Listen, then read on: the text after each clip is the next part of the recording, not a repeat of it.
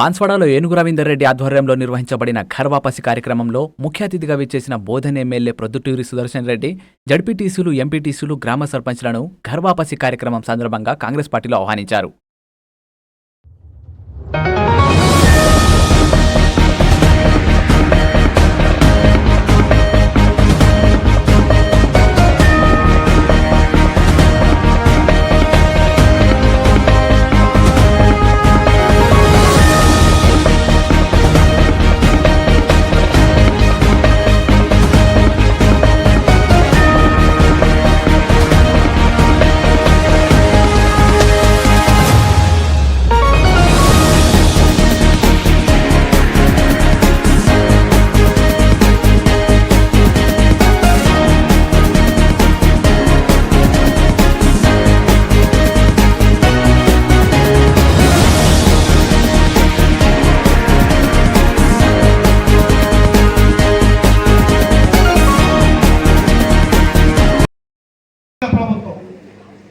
ప్రజాపాలన ప్రభుత్వం రావడం వల్ల ఈరోజు ఇక్కడ బాన్స్వాడ నియోజకవర్గాలనే కాకుండా మొత్తం రాష్ట్రం అంతా కూడా నిర్బంధ పాలన నుంచి ప్రజాపాలన వైపు మనం అందరం ఆకర్షితులమై, కాంగ్రెస్ పార్టీ పట్ల ఆకర్షితులమై గౌరవనీయులు రేవంత్ రెడ్డి గారి, ముఖ్యమంత్రి రేవంత్ రెడ్డి గారి ఆధ్వర్యంలో మరి మాట్లాడారు.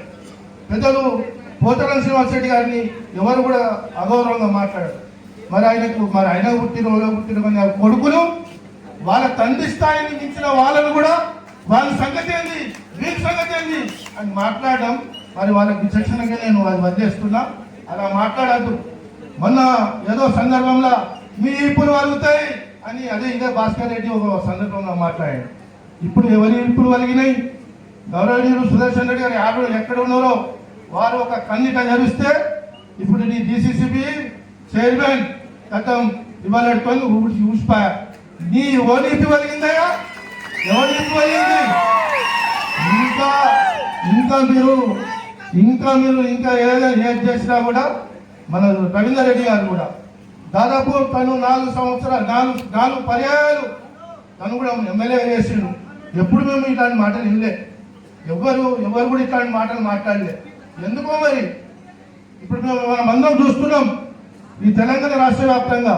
ఈయన అంటాడు కదా, నేను ఈ తెలంగాణలో ఒక 5-6 కాన్స్టిట్యున్సీలలో నా నియోజకవర్గం కూడా చాలా అభివృద్ధి చేసిన, అది చేసిన, ఇది చేసిన అంటాడు కదా.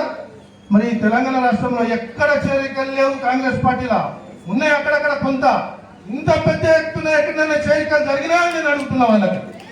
మరి నువ్వు ఒకవేళ అంత అభివృద్ధి చేసి నువ్వు అంత మంచోని అయితే ఈరోజు స్వచ్ఛందంగా ఇంతమంది కార్యకర్తలు, ఇంతమంది నీ దగ్గర ఉన్న వాళ్ళు ఈరోజు కాంగ్రెస్ పార్టీ రాకుంది. నీ వ్యవహారం, నీ కొడుకుల వ్యవహారం, నీ అవినీతి, నీ అంతా ఇవాళ అంటారు చూడు, అడ్డ నిలితే బోధపడ్డదని. ఈ అడ్డ తను రవీందర్ రెడ్డి గారు ఒక్క 2-3 నెలల ముందు వచ్చుంటే నువ్వు గెలిచేది కానీ నీ అడ్డ కానీ గెలుస్తుంటే అప్పుడే బోధపడుతుండే. ఇప్పుడు కాదు అని చెప్పేసి కూడా ఈ సందర్భంగా తెలుస్తున్నాం. మేము కూడా అన్నది చాలా బాధలు అనుభవించినాం, చెప్పుకోలేదు. ఎందుకంటే ఇక్కడ స్థానిక నాయకత్వంలో గతంలో బాగలేకుండా, ఇక్కడ మాకు స్థానిక నాయకత్వం బాగలేకపోవడం వల్ల మరి మేము కూడా ధైర్యం చేయలేక మరి ఇది మేము కూడా గతంలో అనేక విధాలుగా మేము కూడా చాలా కేసులకు దానికి దీనికి ఈ శ్రీనివాస్ రెడ్డి బట్టి రవీందర్ రెడ్డి గారు రాకముందు కానీ అంతకుముందు కానీ భాస్కర్ అన్న కానీ మేమందరం చాలా మంది ఇక్కడ ఉన్న వ్యక్తులమందరం ఆయనతో ఫైట్ చేసినాం. కానీ మా ఆయన మాకు పడక, మాకు ఇక్కడ ఒక నాయకుడు కరెక్ట్ లేక, నాయకత్వం కరెక్ట్ లేకపోవడం వల్ల మేమందరం చెల్లచెదరైనాం. ఈరోజు కాంగ్రెస్ పార్టీ ఆధ్వర్యంలో గౌరవనీయులు మన సుదర్శన్ రెడ్డి గారు నిజామాబాద్ ఉమ్మడి జిల్లాల్లో ఇవాళ గెలవడం కాదు, రేపు పొద్దుగల్లా ఇదే ప్రభుత్వంలో, కాంగ్రెస్ ప్రభుత్వంలో హోంమంత్రిగా తిరిగి మళ్ళీ మన దగ్గరికి వస్తాడు.